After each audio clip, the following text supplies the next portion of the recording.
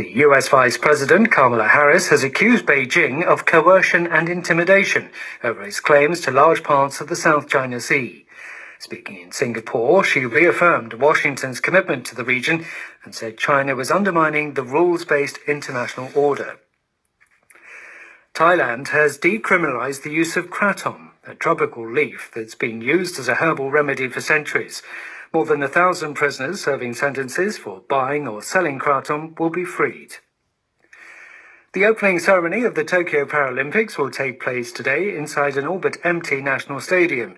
Nearly 4,500 Paralympic athletes will take part. BBC News. Welcome to Discovery from the BBC. I'm Jim Al-Khalili, and today I'm in conversation with one of the world's leading scientists and inventors. It's a story of a sci-fi dream come true. As a boy, Martin Sweeting dreamed about getting into space. As a young researcher, he designed his own satellite and built it from scratch, from electronic components found in the then new personal computers. Then, against all the odds, he persuaded NASA to let his DIY, but thoroughly modern, satellite hitch a ride on one of their Delta rockets. In the mid-80s, he set up Surrey Satellite Technologies, a spin-off company largely owned by the University of Surrey, where he worked, to design and build his micro-satellites. Having started life with an initial capital investment of just £100 and 4 employees, it was sold a quarter of a century later to Airbus for £50 million. Today, much of modern life depends on the small-scale satellites that Martin pioneered. A Knight of the Realm and winner of the 2008 Arthur C. Clarke Lifetime Achievement Award, Sir Martin Sweeting, welcome to the Life Scientific. Hello, Jim. Now, what strikes you most about your story is the power of your imagination. I mean, to even start like you must have dreamed about it actually being launched into space one day, even though at the time the chances, presumably, of that actually happening must have been very slim. Well, I mean, it's difficult. Of course, I was really lucky because I'm a child of the Apollo era. And it was all that era where space was exciting, and that just caught my imagination. I didn't set out to be an inventor. I set out to do something that I was passionately interested in, and in order to achieve what I was interested in, I had to invent various things along the way. So it came that way round rather than, well, I thought, look, what can I do to invent things? You don't come from an engineering family background, do you? No, in fact, almost the opposite. My mother was an artist. She painted. My father was really a literary man. He read and he wrote poetry. And I was definitely the odd one out in the family. But fortunately, because my parents didn't understand what I was doing, I was left alone to tinker with radio and bits and pieces. And then when I went to school, we had to then join the Combined Cadet Force. And not being terribly keen on all the marching up and down stuff, and then realising they had a signal section, I joined that. And of course, and that opened a whole gateway to practical communications using radio, and I became fascinated by that and then became a radio amateur. And so those early days, looking back, I learned a huge amount of practical experience. And also in the cadet force, you learn how to solve problems. Well, you studied engineering at the University of Surrey, then you stayed on to do a PhD, Martin Sweeting. But by all accounts, you spent most of your time taking your amateur radio skills to another level. Yes, much to the sometimes criticism of my supervisors. I think on the one hand they could see the practical benefits that were coming out of the radio experimentation, but that actually wasn't really my PhD. It was on radio topics, but not on space. And so there was a little bit of a tension. But I have to say my supervisors were pretty tolerant and imaginative, I think, looking back, and realised that perhaps this mix did have some merit. Okay, so you say space-related activities. Here you are, an amateur radio enthusiast at university. How does that connect up with space? Well, since the 1960s, there actually have been radio amateur satellites placed in orbit. And so there were some amateur radio satellites which sort of provided the hook, if you like, to get into the space activities. And then it was actually from that I expanded from the amateur radio satellites out to looking at the then Soviet and American weather satellites. And there was something absolutely fascinating about getting your own private picture from a Soviet spacecraft coming out in your own room and looking at it. now. We see it on the news every day now. Well, that's right. We're so used to it now, aren't we, that you can take it for granted. Absolutely. And it was very interesting because if you think, time has moved on so fast. The technologies we had at that time were so crude by today's standards. I can remember when we were first working on our very first satellite, we needed to exchange some drawings with our colleagues in NASA in the States. And we didn't have time to post them, which is the normal way we did it. So we had to have a fax machine. And there was one fax machine available. I think it was in Woking. And that was it. And I had to go there. And it was the size of a room. And I looked at this magic, seeing this diagram coming out in front of me. I mean, fax machines have come and gone. That's right. Yes, they're obsolete now. So there you were. Before fax machines were invented, a bunch of students in the middle of the Surrey countryside hoping to get a view of the Earth's weather systems from space. Did you succeed? Well, we were actually reasonably successful. We got pictures down. The difficult part actually was how to display them, because again, it seems incredulous now, but we didn't have monitors or visual display units, as they then were known. In order to get these pictures, we had a horrible mechanical machine, a bit like a rotary lawnmower. And if you imagine the cylinder of your rotary lawnmower wiping along a piece of paper and passing electrical current through it and then depositing a sort of silvery substance, and you got this horrible damp piece of paper out with a picture on it, and receiving the satellite was relatively easy. Getting this wretched thing to produce a decent picture, spent more hours on that than I dared to think about. And when home computers first came along and we could put that information, that data from these satellites into the computer, and then build our own visual display unit so you could show this picture on a television as opposed to this damp piece of paper, that was a big step. But of course, by now it looks pretty old hat. Back in the 1970s, satellites were, of course, big, cumbersome things, the size of a car, maybe. And, of course, they were hugely expensive to build, so the kind of things only big government space programs could afford. You decided to do things rather differently, didn't you? Yes, space really was the preserve of the superpowers and the preserve of the governments of superpowers at that time, and a few large communications organizations, I suppose. And I wanted to get into space. They were the very first personal computers, if you like the ZX Spectrum, that people might remember, some may remember anyway.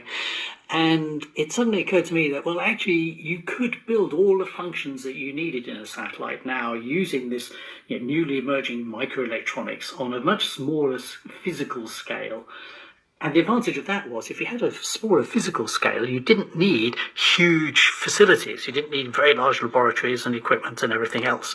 And so all of a sudden, it sort of became possible to think of building a satellite the size of a large TV or a small fridge, I suppose. So we had the sort of really the confluence of some magic ingredients. We could make it smaller, we could make it cheaper, and actually we could make it more intelligent, because we could use computers at a time when spacecraft didn't carry reprogrammable computers. So these are things like what we take for granted now, printed circuit boards, that kind of thing, to go into the different parts of the satellite, the power source. Is it the transponders that send and receive the signals, the cameras? I mean, you were literally building this on a lab bench, right? It was very much on the lab bench and very much on the home bench as well, because it was as much evenings and nights with the help of friends and family as much as it was in the lab. Of course, eventually we had to build it put it together physically in the lab. But it definitely was a kitchen. Clear. It definitely involved the kitchen table, yes. And where did you get all the parts you needed from? Well, I was very fortunate because I didn't have any money, so I went around scrounging, and I went to government departments, and some of them were really, really helpful. And they said, well, actually, we've got some old bits of old satellite programs in the attic, so see if you can make use of these. I went to, in fact, it was British Aerospace in those days, and said, look, I want to build a satellite. And they quite graciously said, well, okay, yeah, we'll help you. And so they gave some advice, and they gave some bits and pieces free of charge, and they helped us with some of the testing free of charge, because we needed to vibrate it and all these sort of things in due course. So I sort of went round on the scrounge, and of course also needed to scrounge a little bit of money, because occasionally you need some green notes to do things. So it was as much a challenge to raise the resources as it was to build it. raising the resources, building the satellite is one thing, but the next challenge, of course, is getting it launched into orbit. Now, how on earth do you pull that off? Well, again, this is where things all sort of came together, because it just so happened that one of the amateur radio AMSAT people worked at NASA headquarters. So I explained to him, well, this is what we're trying to do. And he said, well, okay, I'll tell you what, I'll introduce you to one or two people. So he introduced me to the folk at NASA. And again, this was sort of, I suppose, 10 years after the Apollo era. And NASA had sort of been there, done that, and they were sort of getting down to, I suppose, almost rather boring stuff. I mean, I'm sure it wasn't boring, but, it wasn't the same compared with landing on the moon. Exactly. And so I think there was a bit of a feeling of, look, these sort of crazy limeys have come over from England, know nothing about spacecraft. They're planning to build this little satellite. Well, let's see if we can give them a hand. It's not going to work, I'm sure, but let's just give them a go. I mean, it must have been a gamble, right, to put your satellite on board? I mean, would I do the same thing myself now? Probably not. They had an expensive satellite, and here come along this bunch of characters who've never built a satellite before, and they're going to put a box next to mine. Oh, dear me, I think it was very, very far-sighted of them. But I do think that it was a question that they just got personally excited by the idea, and then they had to sort of more or less do it under the radar of the rest. I think, because I mean, the rocket is quite a violent event. For about the first 10 minutes or so of the satellite's life, it's shaken to pieces. Well, hopefully not to pieces. It's shaken, and it could have all fallen to pieces. That would be the worst thing. And then those pieces would flap around and, of course, damage the main satellite. Well, it didn't go wrong. It worked. You did get your first satellite, UOSat-1, up into orbit in 1981. Do you remember the day? Well, yes, I do. I mean, it was quite a nerve-wracking day, because I remember sitting on the phone to folk at NASA, because there was no video links or anything in those days. So sitting on the phone and listening to the countdown, and then listening to them just saying, well, rocket's taken off, and these are the various stages and so forth, and now your satellite's been released into orbit. And wow, that was sort of quite a heart-stopping moment. Of course, that was just the beginning, because the next thing is, well, yes, we're in orbit, but are we ever going to go there to talk to it? Is it going to talk to us? So there wasn't much time to really sit and think about it. Next thing was to rush around and say, my goodness, we're now going to try and see if we can talk to this thing. So how long did it take to receive that first signal from your satellite? It's a long time ago now, but I think it was sort of later that evening. The satellite came over, and we sent a command up to it, and we got a little burst of telemetry that came back just telling us that it was basically healthy and working. It had heard us, it was talking to us, and that, I think, was when it sort of sunk in. Wow, we have now built something that's in space, and it's talking back from space to us.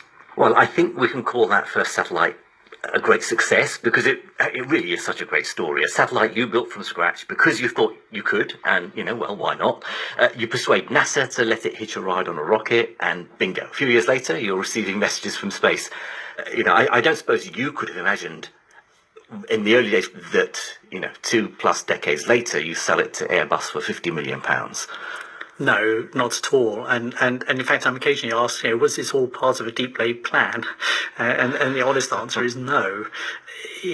After we built and launched the second satellite, that took an enormous amount of personal effort from the team. And I realised you can't do that a third time. And yet, we learned so much, it seemed a shame to stop, and it was still fascinating. So setting up a company gave us the freedom to go out and buy stuff quickly and get on with things, and at the same time find some potential customers who would say, okay, we'll give you some money because we have an interest in what you're doing, and do it on a commercial basis. But to answer your question, no, I never imagined it would. I was hoping it would be successful and raise enough money for us to build a series of satellites and keep learning. But I never at that time saw it as becoming a major profitable entity for the university. And what about you? I mean, you say it's a profitable entity for the university when they sold it off. What about you personally?